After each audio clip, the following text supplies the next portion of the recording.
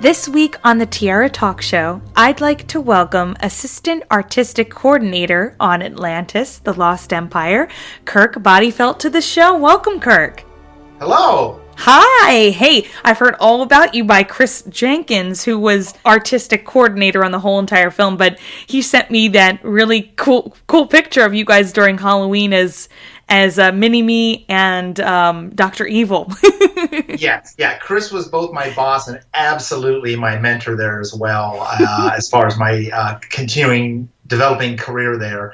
And yes, we had a couple good Halloweens. He's exceptionally short and I'm exceptionally tall. So yeah, he was Mini-Me and I was Dr. Evil. And then I think a year after that, we were Batman and Robin, with, of course, him being the short Batman and me being the extremely tall Robin. I want to see that picture now. I was like, when I saw the Dr. Evil, I was like, okay, I got to interview Kirk about this. Even if it's just questions about the picture. I will send you that as a follow-up, I promise.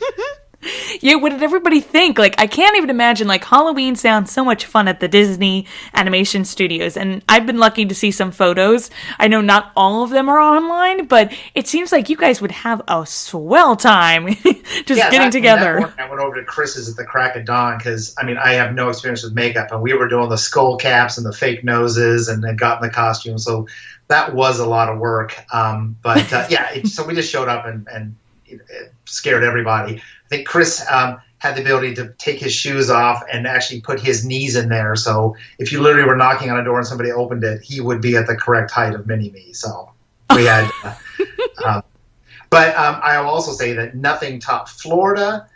Halloween might as well have been like a religious holiday. The studio would just shut down for the day because it was such a huge deal in terms of the costumes and people bringing in their families. It was a non-productive but very exciting day. There was nothing fake about that fishbowl. I mean, that was literally where production was being done. And I was the digital manager on Mulan.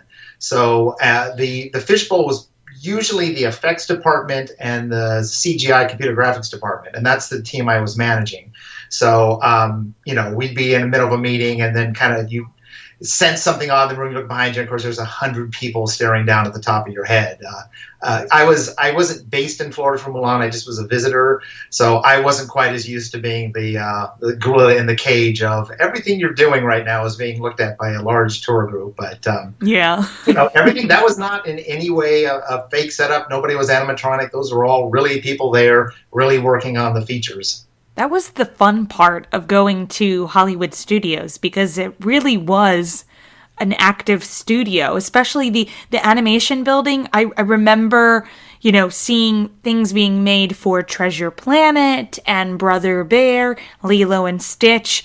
I remember seeing it, and I felt so sad to know that they were going to take that out.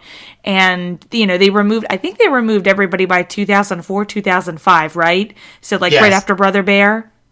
Yeah, I mean, the history of Florida was they did a few shorts out there. They did the Roger Rabbit shorts. And then, for the most part, they would do, maybe 10% of each of the features. So there would be a small animation crew, a small cleanup crew, a small effects crew. And then they grew in size, and Mulan was the first film that it was the reverse of that. 90% of it was done in Florida, and the rest was done out in California. So Mulan and Lilo and Stitch and Brother Bear were the three features that were done out there. And Brother Bear wrapped at the end of 2003, and that's when I was out there. And yeah, you're right. In early 2004 is when 3D animation was just becoming the new big thing, and Disney downsized the 2D scope of work they were doing, and Florida kind of, unfortunately fell victim to that. Well, believe it or not, we had a crude version of video conferencing. We literally were able to do meetings via video conference. I would go out there probably once a month for a few days to work hands-on with the team. Because, they were building off a lot of the technology and tools we created out here in California. Mm-hmm. But, we had created the herding software for the Wildebeest Stampede and Lion King. But then, the next evolution of that kind of became the Hun Stampede. So it was working with the CG supervisor and the team, just kind of helping to develop what's the scope of what we want to do in this movie, what can we manage to do, what can we afford to do, and just going out there for key moments for key director reviews or just to kind of work with the team hands-on. So So it was because I was doing that concurrently with managing Hunchback and Hercules and Tarzan out here. So it was a full dance card. But I always loved going out to Florida, and when the opportunity came up to move out there to work with them on Brother Bear, it was it was hard to pass up. Yeah, that was all back to back. When you mentioned like Tarzan, Hercules, and Hunchback and Mulan, that was all back to back. So Yep. How did you kind of juggle it all? Well, I was starting in '95. I was in a position. I was the manager of the digital production team, so I handled all of the main films going on in California. So that was, and again, one would start, one would fall off, one would start, one would fall off. So that was pretty much Hunchback, Hercules, and Mulan concurrently. And then when Hunchback would finish, that's when I would start working on, let's see, what would be, Tarzan. So, it was a very busy time, but I was mainly working with the small team of digital artists who were creatively working with the directors on, what's your goal for this film? How are we going to use technology in your movie to create something that we can't do by hand? Or how are we going to develop something new? So, for Lion King, it was the wildebeest stampede. The idea of that we need to have 800 wildebeest on frame at the same time. There is no way to do that by hand. So to kind of develop the herding software, developing the look of the wildebeest and how to get them to fit into the 2D universe, that was the really technical hands-on aspects of it. And then a lot of my job was, okay, my digital team, they're brilliant. They're creating these processes. How do we get this to fit into the traditional world of animation? How do we interact with the 2D artist?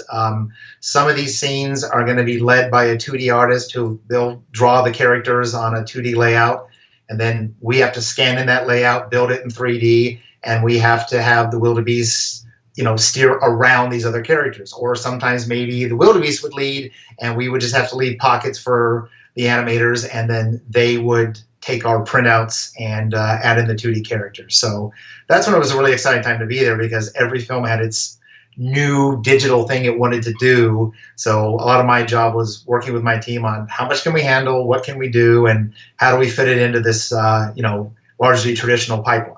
I would say, like, for people who don't understand what was happening during that time, the studio was really popping because, you had the steamroll effect of Little Mermaid, Aladdin, and Beauty and the Beast, and Lion King. And I feel like a lot of people don't praise the films after like Lion King and on, like right before Lilo and Stitch and Brother Bear came out. There's like this gap of people know the movies and they remember seeing them, but I don't think they're praised as often, which is another reason I really wanted to have you on the show, because the 20th anniversary of Atlantis, The Lost Empire, which is one of my favorites of the movies during that break of time, I feel like it doesn't get the praise and love it deserves from being pretty much way obscure from the Disney setup that usually is the stereotype that people usually make fun of, or you know what I mean, they think of when they think Disney, which is not a bad thing, but you guys kind of directed to a different story, different set of characters. And it was interesting because the more I learn about this project is that a lot of you came directly from Hunchback because everybody had so much fun on that project. Almost everybody, from what I understand, just kind of jumped on board the Atlantis wagon. So was that what it was like for you? Or was there like a different process of jumping on board to be a part of the film? Really good question. I luckily was definitely part of that team. This was actually my third go around with Don Hahn as producer and then Kirk Wise and Gary Trousdale as directors. I first started at Disney Feature Animation in early 1991. I had moved down from the Pacific Northwest. I went to USC Film School and majored in film production, and there was no animation program there, but I still took every animation class that I could. I had kind of a background in stop motion and claymation, all done on my dad's Super 8 film camera, because this is ancient history, of course. And one of my friends at SC had temped at Disney Feature Animation as a cell checker on Little Mermaid through a temp agency, which sounded like a great summer gig. So when I was about to graduate, I reached out to her, and she hooked me up with the same temp agency, and called them up, and by some miracle got in I was a temp for a temp at Disney Feature Animation, the technology department in Glendale, and literally just filled in for a week, helped out with orders and phone duty and all that. And so I did that. It was over. About 2 weeks later, I called back the offices to thank them, and apparently they liked me more than the other temps, so they brought me back, and I temped there for a few months. And then in January of '91 was when a little film known as Beauty and the Beast was entering production. So I had, met with HR and gotten that resume in there. So when they geared up, I got hired as a production assistant in the cleanup department. So I was shooting all of the animators' rough tests and the cleanup animation tests on the good old Lion Lamb 3/4 inch video system, which was, again, ancient technology by now, but that was my first gig there. So that was, again, Don Hahn producing and Kirk and Gary directing. So I did that. After that, I was a production assistant shooting the effects tests for Aladdin, and then continued working there and pretty much hit all the features. So my second go around was Hunchback, and that was working as, again, the manager of digital production. So for that one, the main thing were the crowds that filled the Notre Dame courtyard, various digital effects and all that. So that was the second time I worked with Kirk and Gary. And that's also when I started working with Chris Jenkins, because he was the head of effects on Hunchback. So a lot of what he was doing and our digital work were overlapping. So I worked closely with him, and really, really got to know him well, and we worked closely together. And when Atlantis started, he was the artistic coordinator. And by that point, our films had gotten so big that they had introduced an assistant artistic coordinator position. And traditionally, that type of role was an effects artist or some sort of other artist who would kind of rise up to that position. I'd been there and worked on 4 or 5 movies and a lot of digital production, but I was not a traditional artist. So Chris was absolutely instrumental on taking me on board, really talking to the show and saying, look, I know this isn't kind of the traditional background for this type of role, but I know Kirk, and he's been there a long time, is really helpful. So he really helped promote me. And even though I'd worked with that team before, it was, you really had to prove yourself there. So he really gave me the opportunity. So once I started on that, I was working directly under him. One of the things that Chris talked about during his interview with you was saying that, at the time, the studio was definitely very heavy on accountability, that there was, I think, a closer eye on budgets and schedules and all that before. And I think it was a combination of, budgets had continued to go up. And, we were now working with a lot of 3D film competitions. So, we had a generous budget on Atlantis, but it wasn't endless. So, from the get-go, there was definitely the feeling of, okay, here's your pile of money and effort, and you have to kind of show us how you want to spend it, and we have to kind of track to that. And I think a lot of the artists there, weren't loving that, because I heard Chris express it. It was kind of, frustrating to have the numbers. Because of my background, I kind of was the one to say, hey, you know what, I'll run with this. Give me the numbers, I'll total it up, and I'll translate it to like the artistic aspects of it. So it kind of came down to, you have, this amount of money for your animation and for effects and for digital. And then it became, how do we find out how best to spend it? And a lot of that kind of manifested itself with coming up with the, hey, directors and producer, here's what we have to work with. Please tell me what's most important to you in terms of effects and digital elements, and what you want to, what's important to you. And then we can start putting together a plan of, well, here's where we want to spend lots of time and lots of money and lots of effort.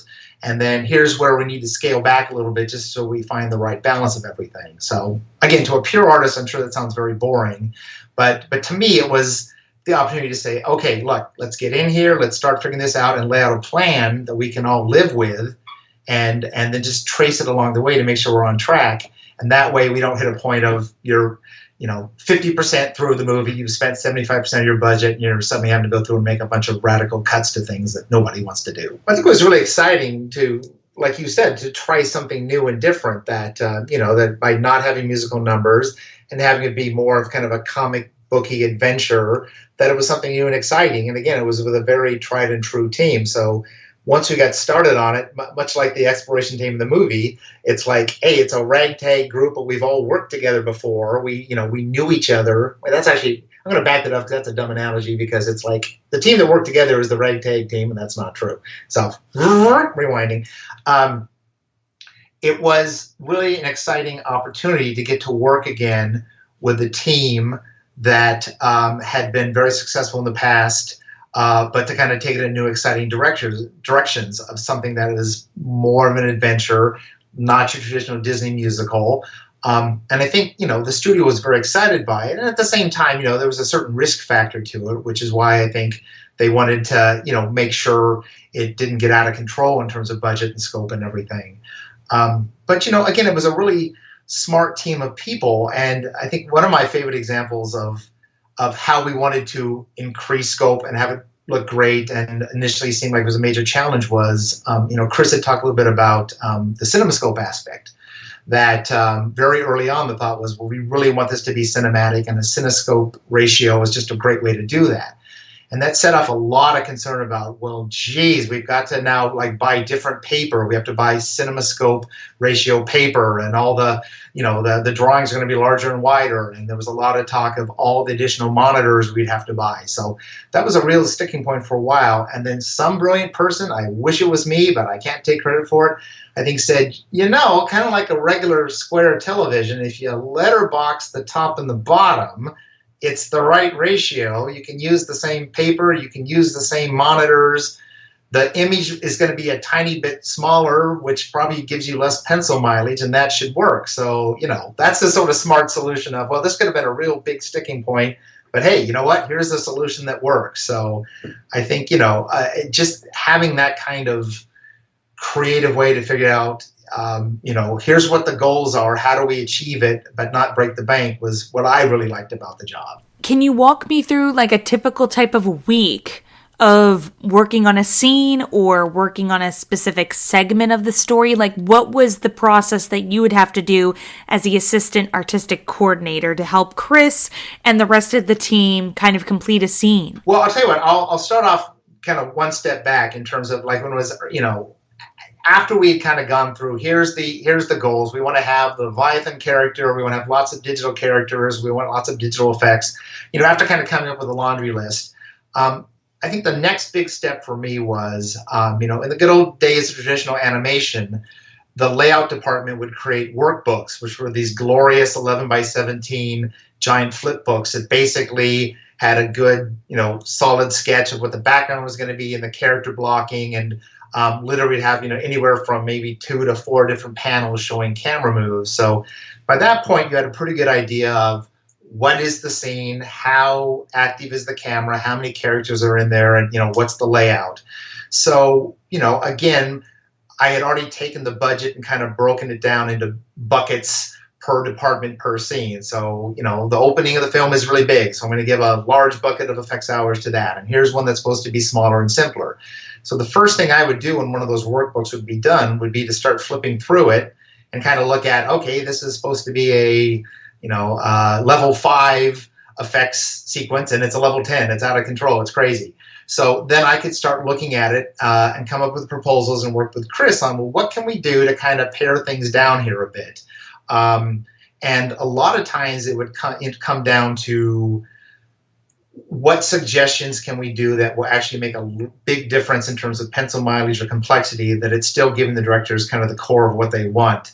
If it's a scene that's supposed to have a moderate amount of characters in it, and it was really overpopulated, that's where you start saying, can we keep these 2 really large crowd scenes where you really get the sense of how large it is, but for these other 3 or 4 scenes, let's push the camera in a couple more fields, and then we don't have to draw as much. sound will certainly cover the fact of, hey, it's still a large crowd because I hear people talking.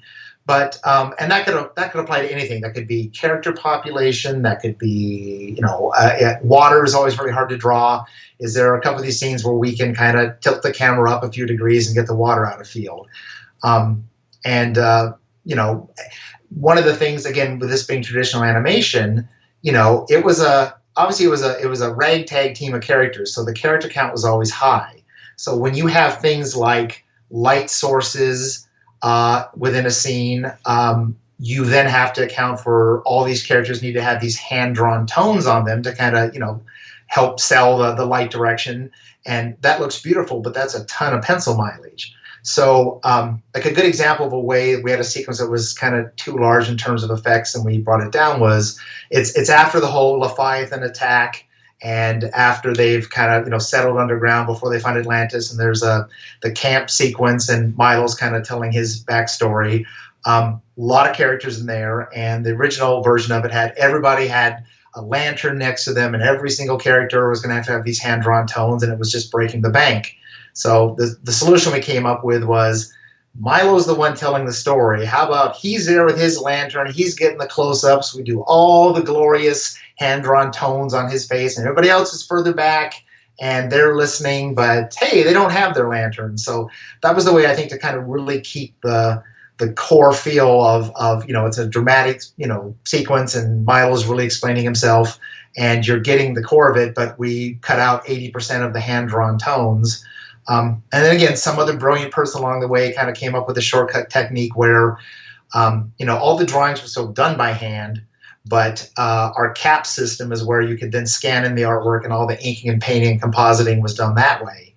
And somebody came up with a kind of brilliant idea. If you take a character's silhouette and you make it opaque and you kind of double it and then shift it down a bit, you can kind of create kind of a little fakey fake outline of a tone. So you could still kind of get the feel that there was a really lot of hand-drawn tones in there, but in fact, it was like a 75% saving. So again, this is the sort of thing that some artists are going to be like, this is boring, but this is what I just would jump into as far as, look, I really want to help get them what they want, but find a way to do it that they would find acceptable. And my other goal was always, if I needed 5 cuts to be made to bring this thing in on budget, I try to go in with 10. So then it's like, guys, here's 10. What's important to you to keep? And then we can go in and we can talk about it. It's a discussion as opposed to you need to cut these things or we can't get this movie done on time and budget. Did you have like a favorite part of the film that you worked on that you just thought was pretty amazing that you got to work on specifically? Well, I mean, one of the favorite sequences was the whole thing where Kida kind of merges with the stone towards the end, just because it was such a cool sequence and took just so much work to kind of figure out how to get the right effect. But I guess my claim to fame isn't quite as exciting, but one of the things that I took on was, once you got to Atlantis, there were a large number of Atlanteans there.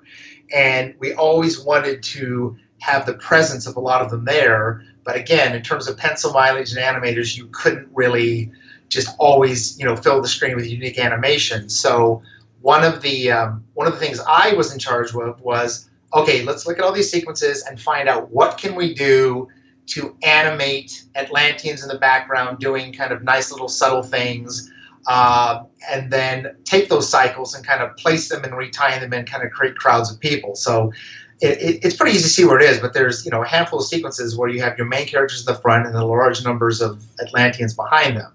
So that's kind of me kind of help out to figure out what kind of cycle could we animate that would be kind of a keep alive but not be distracting. At the time, we still had a studio in France, a branch of our animation studio in France, and the Parisians were the ones who were animating these background characters. So that was kind of my pet project. So basically, I kind of set it up and explained, here's what we're after, here's the model sheets of characters. We need nice, simple little movements that I can go in and change the timing of and kind of cycle to create that, and kind of set that out. And then what came back is about half of it was right, exactly what I needed, and the other half was, I think, somebody trying to take this and making a really exciting excitement and really having this unique character movement and animation that was kind of not usable because once you saw it once, if you duplicated it anywhere, it kind of revealed itself as, oh, look, that's a repeating cycle. So, but I mean, and it was, for me, it was the fun mix of high tech and low tech, because it's literally taking pencil drawings.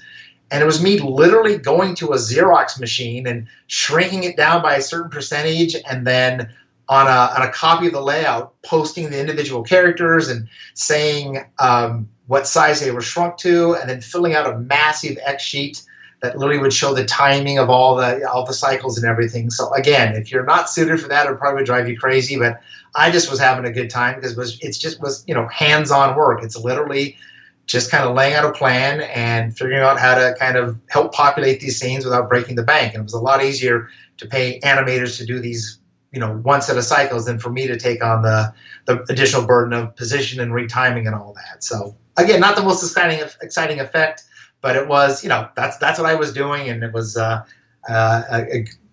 felt like it was a real good contribution to help populating the city of Atlantis. What do you think was the most challenging part of doing the film? Because from the one thing that everybody could agree on was the tattoos on some of the characters.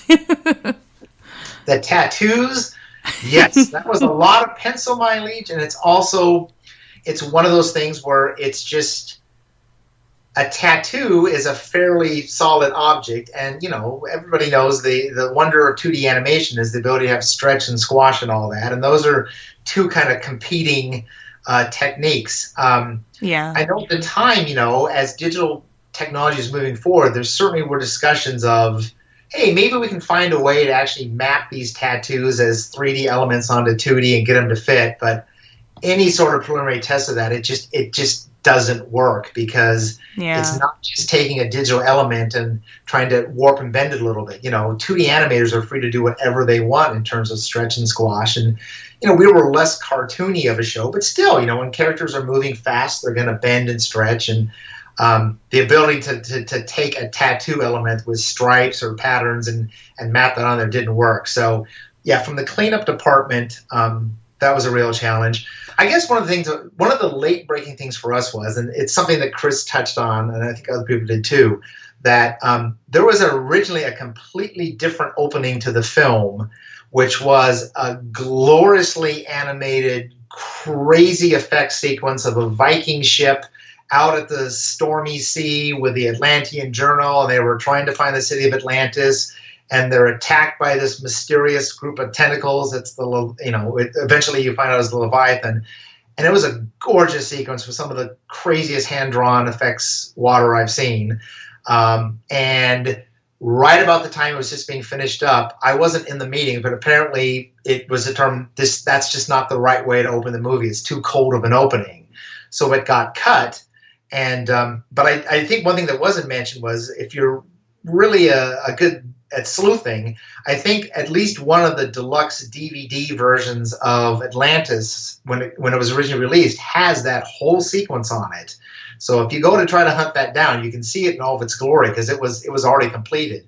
But we were suddenly faced with, okay, that's money we've spent. We're not getting a new pile of money, and we have to come up with a new opening of the movie. So I think the new opening they created, again, it's kind of a cold opening that you don't really know the characters, but at least you have an idea of kind of a bit of a history to draw on.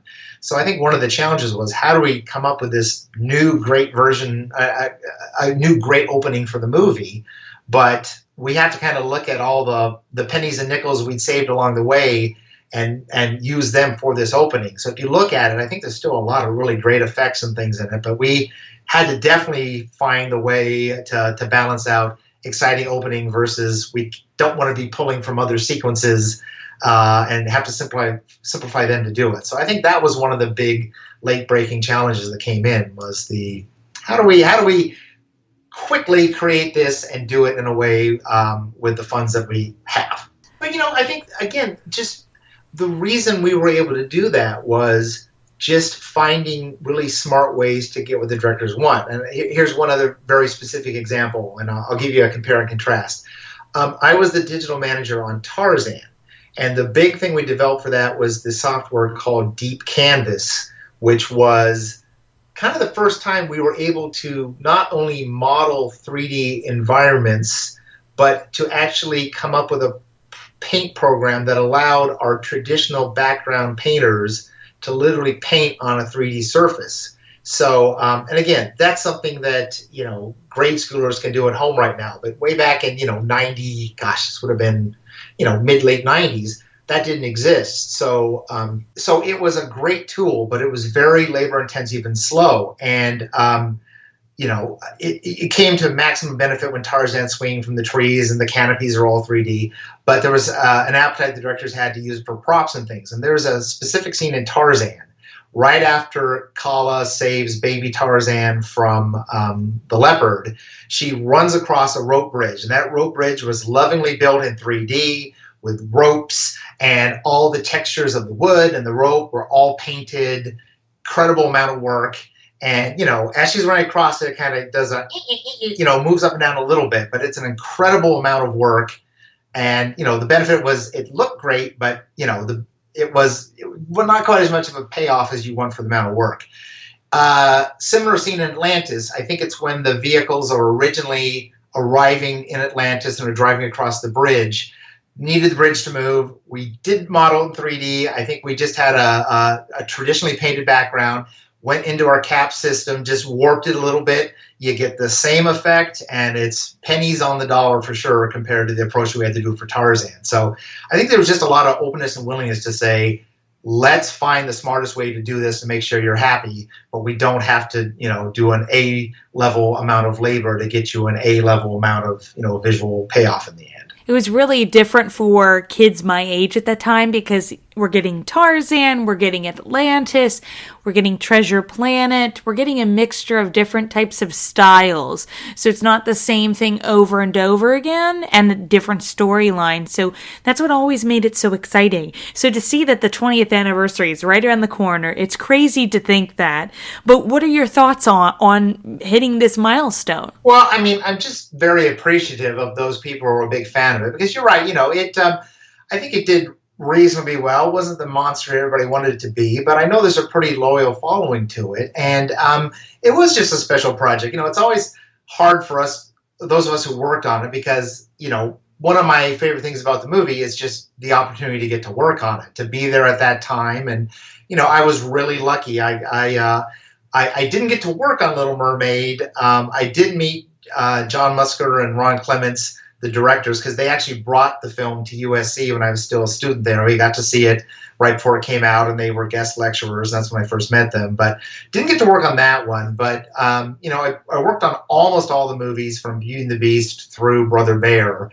So, it was just a great time to be at the studio. It was kind of the second golden wave. So, it's always kind of hard to separate the end result of the film sometimes with just the working experience. But Atlantis, it was just, it was a great team. And so many of us had worked together before. And I think we all just were on board with, hey, this is unique. This is different.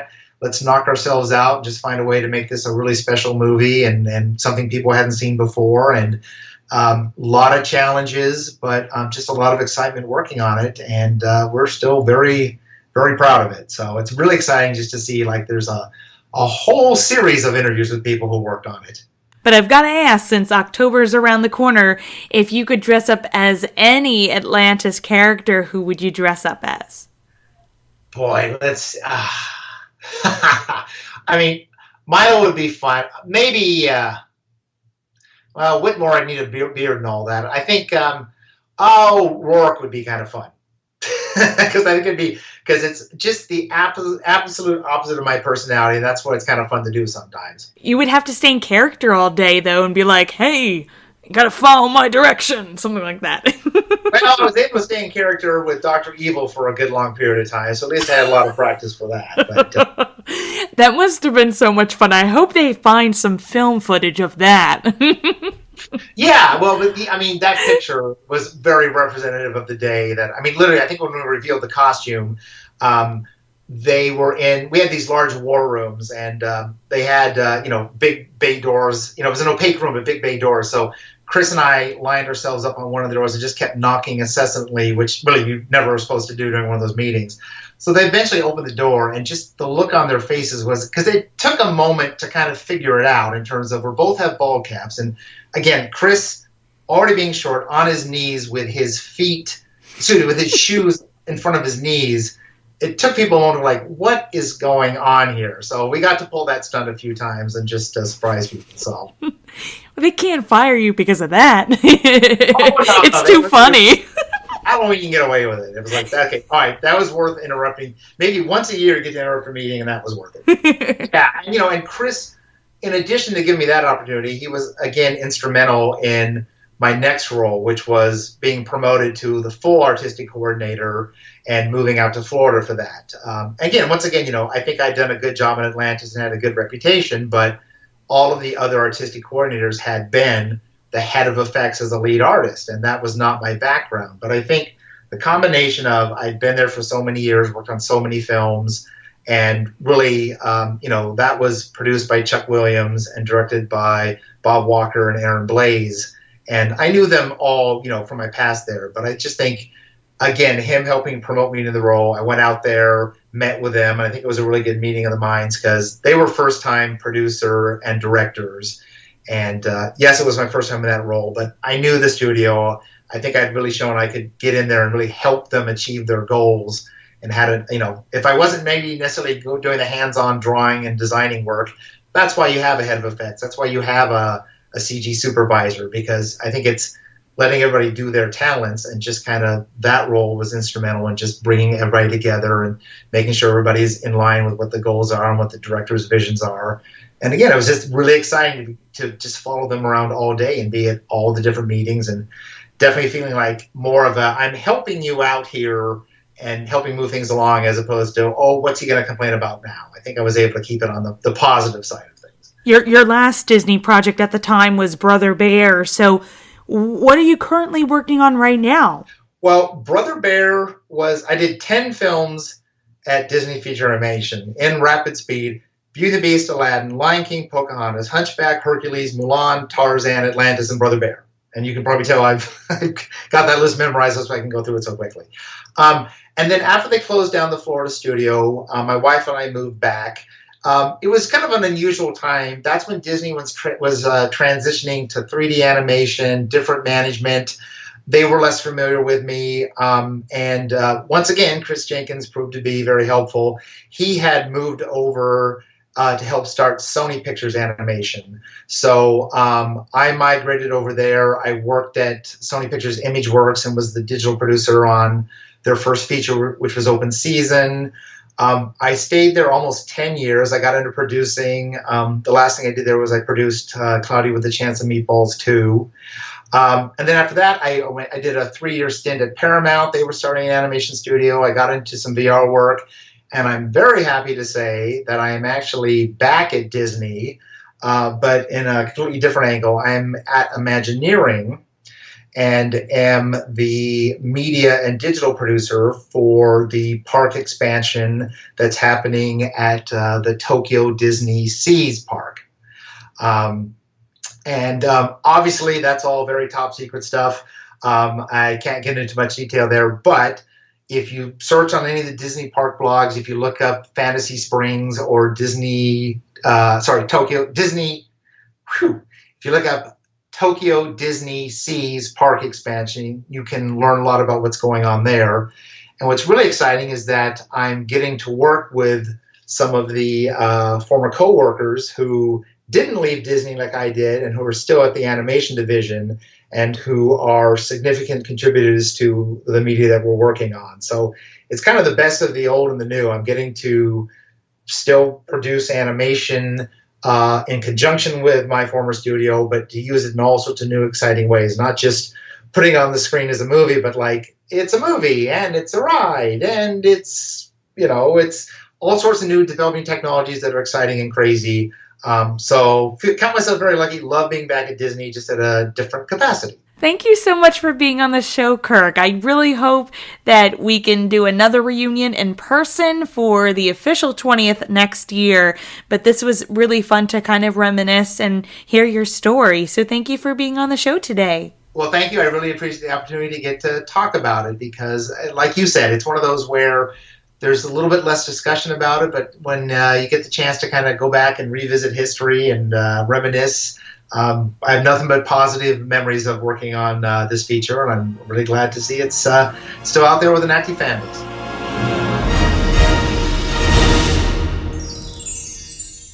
Congratulations! You just won the solid gold Cupid doll.